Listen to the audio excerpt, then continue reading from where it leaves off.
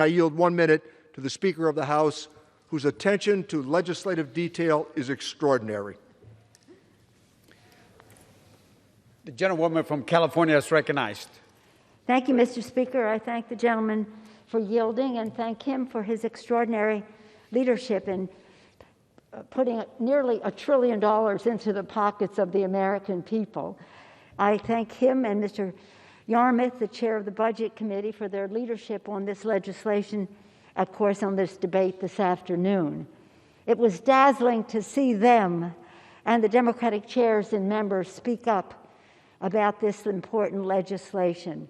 And thank you, Mr. Chairman, for pointing out the inconsistency on the part of our colleagues across the aisle in complaining about money helping the poorest of poor children in our country, while they didn't hesitate to give large amounts of money to the richest people in America in the Republican tax scam. Your charts were very eloquent, Mr. Chairman. And to hear our members speak about the terms of this bill, the values that are in it, the plan that it has, why they were voting yes on the bill, and to hear Republicans talk about why they would vote no. It's typical that they vote no and take the dough. And this bill has bipartisan support across the country, not only among the general public, but in mayors and selectmen and city council persons and county executives who are Republican, eagerly awaiting the passage of this bill because they know at their level what a difference it will make in the lives of their constituents, the American people. You know, tomorrow, and I say this is a critical moment in our country's history. Tomorrow, the world will mark the 1 year since COVID-19 was officially declared a global pandemic by the World Health Organization. At that time, just over 1,000 Americans had contracted the disease. 38 had died. Since that day, 1 year ago from tomorrow, nearly 30 million Americans have become infected. Over 500,000 Americans have died. More lives that were lost in combat in all of America's wars against foreign enemies combined. Each of those lives is precious to us. We feel each loss profoundly and pray for their families and for the families of those who have contracted the virus and are still affected by it. And through it all, an historic economic crisis has raged. A full year later, 18 million Americans are still out of work, according to the statistics at the end of last week. And nearly 10 million jobs may have been lost. We hope to stop that. And the most vulnerable among us have been disproportionately affected. Moms pushed out of the labor market, women and minority-owned businesses forced to shutter, communities of color facing rising disparities.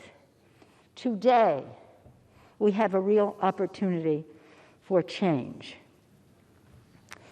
Mr. Speaker, as we serve in Congress with each other, we learn about each other's districts, each other's priorities, and the rest. And we learn about each other's why. Why did you come to Congress? Why are you here? Each of us has come to Congress with a purpose. My purpose, my why, are the children. As a mother of 5, raising my kids, seeing all the attention and all that they needed, I was horrified by the fact that 1 in 5 children in America lives in poverty and goes to sleep hungry in America at night. That is my why. That is why I went from homemaker to the House of Representatives. And that is why when people ask me, what do you think the 3 most important issues are facing the Congress? I always say the same thing. Our children, our children, our children. Their health, their education, the economic security of their families, a safe, healthy environment in which they can thrive, and a nation at peace in which they can reach their fulfillment. Several of those priorities are addressed in this legislation. Again, this legislation, which has bipartisan support throughout the country. The Biden, and he praises on President Biden for the values, for the vision, the strategic thinking, for the knowledge that he has brought to what, as you said earlier, we had in the works for a while, but freshened up by current events, the vaccine, and what those possibilities are.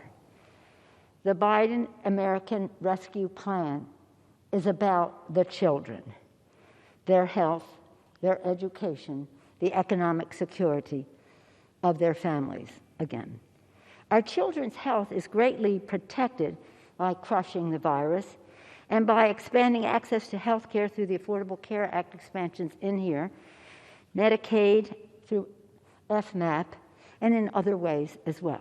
Our children's education is advanced with a $170 billion to open schools safely, including $130 billion for K through 12.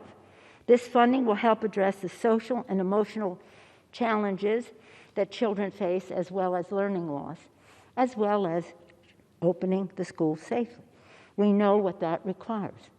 It requires ventilation, space, more teachers, more space, to name a few things. In terms of the economic security of children's families, this legislation, as I said earlier, Mr. Neal, puts nearly $1 trillion in the pockets of the American people. The Republicans did not seem to object when they put that much money in the pockets of 83% of their tax scam into the top 1%. But they seem to have a discomfort level when it reaches the poorest of the poor or those in the middle class who are struggling. So this legislation does that. It includes the refundable tax credit, which will lift 50% of children out of poverty.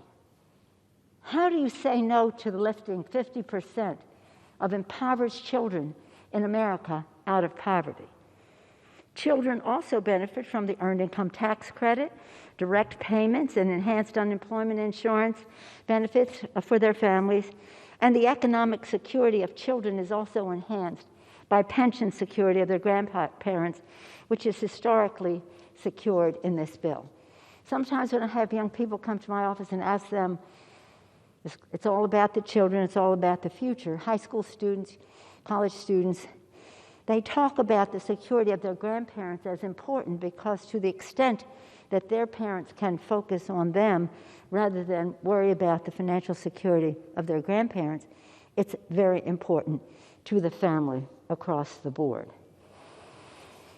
For the children, the American Rescue Plan also includes $12 billion in nutrition assistance to help the estimated 11 million children still going hungry.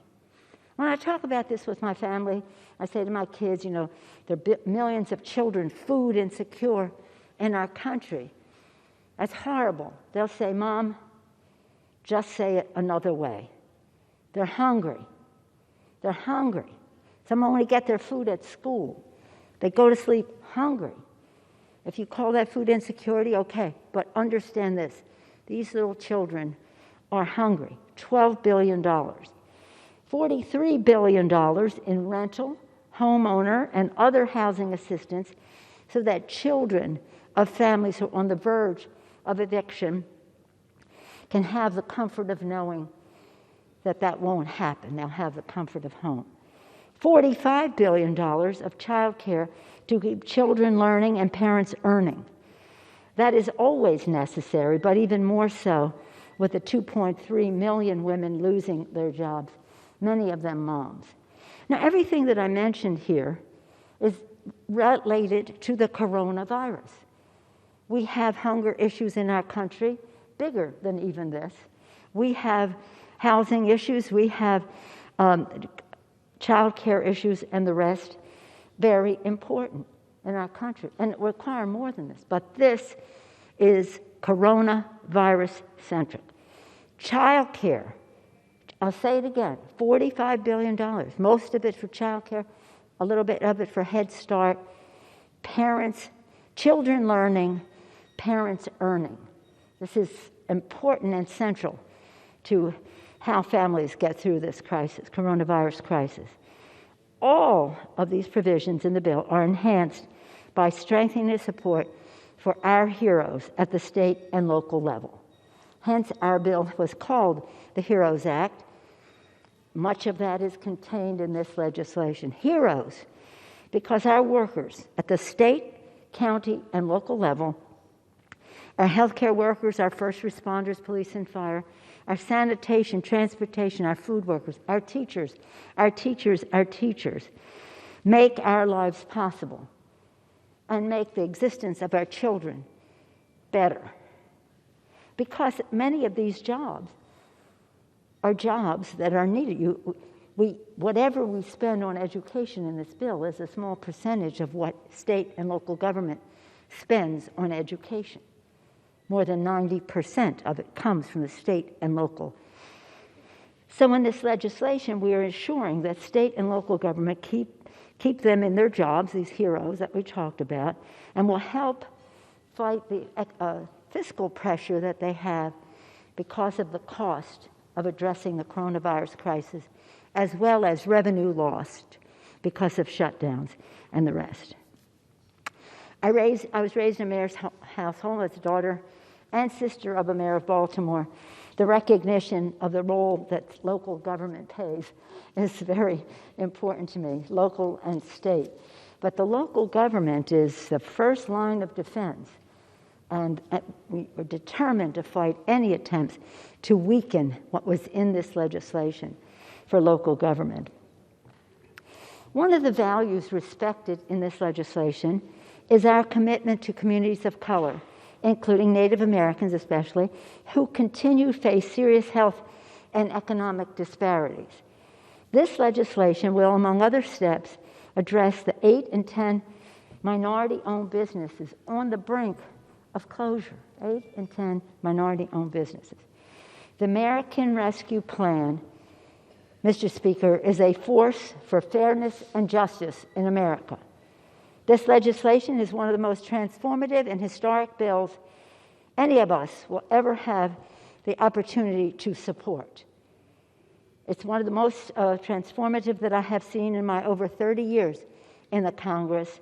It is as consequential as the Affordable Care Act, which expanded health care to more than 20 million people and made benefits much better for over 150 million families. Today, we have a decision to make of tremendous consequence, a decision that will make a difference for millions of Americans, saving lives and livelihoods. And with all the decisions, it is a decision that we will have to answer for. We will give the American Rescue Plan a resounding and hopefully bipartisan vote to reflect the bipartisan support that it has in the country. And we will get to work immediately to deliver life-saving resources springing from this bill as soon as it is passed and signed, as we join President Biden in his promise that at last help is on the way. For the people, for the children, I urge a yes vote and yield back the balance of my time. Gentlewoman yields back.